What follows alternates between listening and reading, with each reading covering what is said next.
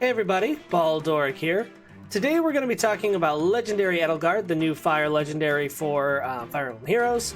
And what I wanted to do is go over some of the new ways you can use her, some of the ways you could build her, and kind of figure out what her role is as a unit. She comes with 3 really powerful skills. One is inheritable, 2 are exclusive to her. Her weapon, a mirror, it grants attack +3. If unit is not adjacent to an ally, inflicts attack defense -6 on foe during combat, and foe can't make a follow-up attack. This weapon, if she is by herself, is fantastic. It basically has a lull effect, and it makes it so that the foe can't counterattack. The attack +3 is just the cherry on top, but it's a really powerful weapon. Okay, great for all sorts of uses, tanking and otherwise. Raging Storm. It's her B slot.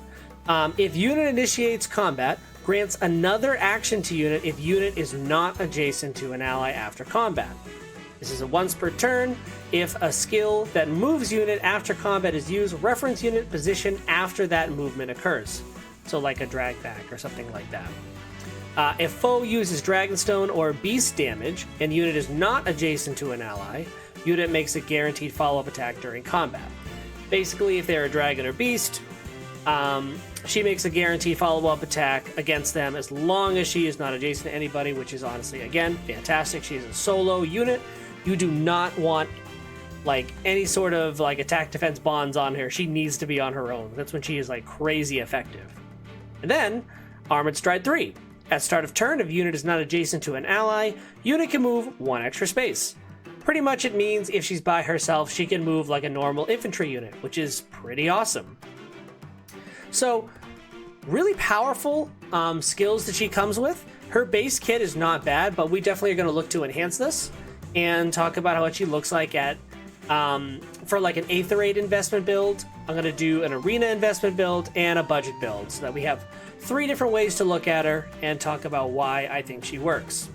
So, kind of the Aether invested build.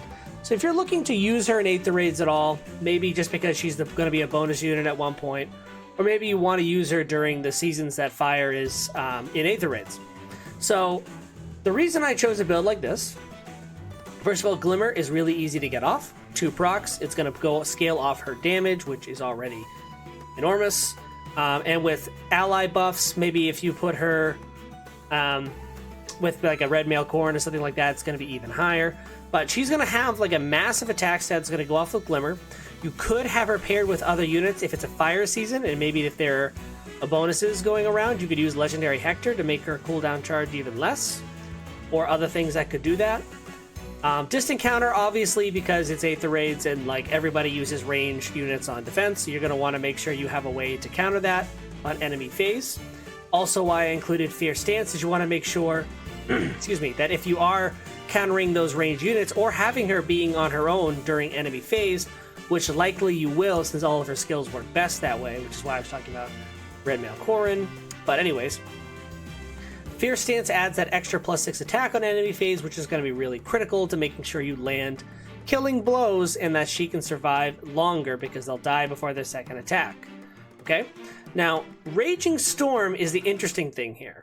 So, basically, if you can get her in on your turn, shove her, smite her into the enemy, and then she strikes, kills 1, Raging Storm makes that she gets to go again, right? So she can go in and kill something else. Now, if you have her built with a Wings of Mercy dancer team, she might be able to get at least 3 to 4 kills depending on how many dancers you can have. If it's light season with fire as the extra, you could have a peony or 2 peonies, possibly with Wings of Mercy, that can go in on her. And if she's the bonus unit, you could even have supporting dancers. You could even do a full 4 to 5 kills with this unit if it's built just right. Because the Raging Storm is great because it's basically a Gale Force without it being Gale Force, and it's a guaranteed proc as long as she's not next to an ally. So you will get those 2 kills, and if you kill those 2 key targets, even if you don't have dancers, you can try to manipulate it so that she will survive whatever is going to be attacking her on that next turn. And hopefully you have allies that can be just far enough away to give her those buffs, or maybe you just smite her in with an attack res link or defense res link or something like that to make sure she lives. But very strong unit, very tanky, lots of fantastic utility. This does work in Arena as well. This definitely works in any sort of PvE map. It's very powerful for PvE, so something to keep in mind with that. Now, this is a full invest Arena build. Now, in one of my previous videos, we talked about how to max score in Arena, so I thought it'd be a good time to bring up an Arena build, since legendaries are primarily used for arenas because they provide the buffs, and because she also has the pair up, she also can bring out higher score in Arena, so you want to have her in a team with a lot of high scoring things. So let's talk about why I have this build the way it is. Well, her weapon, obviously because it scores really high because it's an exclusive weapon. Rally Attack Res Plus, because that's the highest scoring support skill. Well, any sort of Rally Attack something plus is, but anyways. Gale Force, because this build is going to make it so that she can attack 3 times in one turn, and if you have a Dancer, 4. So she can kill everybody in one turn, unless you need to get that kill with, you know, the bonus ally if it isn't her. Heavy Blade 4, we know what that's there for. You get a nice boost to that special cooldown charge, and its other added effects make it even stronger for her. Hone Attack 4, it's honestly really just there for the score. You don't really need to use this on her. It will be good like turn 1, because it'll buff the units that are around her so that maybe they can get, maybe like the bonus hero on your team can get that 1 kill that he needs to get, and then she can take care of the rest. Fierce Stance is only if you go in, let's say you kill 2-3 units and that 4th unit's going to come in, and you want to make sure that she gets that kill on that unit because you saved a, you know, close combat unit, not a ranged unit, and she can hopefully secure that kill. Now, Fierce Stance can easily be swapped here. I chose this is she's going to be the bonus unit. I want her to pick up that 4th kill, and Fierce Stance pretty much guarantees it. Like, almost nothing that's going to attack her is going to live at this point. But you could use other things here. If you want to guarantee some other secure kills, you could use like Defense Smoke. If you wanted to survive a little bit better, you could use Attack Smoke. You can use a lot of different things in this slot here. I wanted to use Quick Impulse.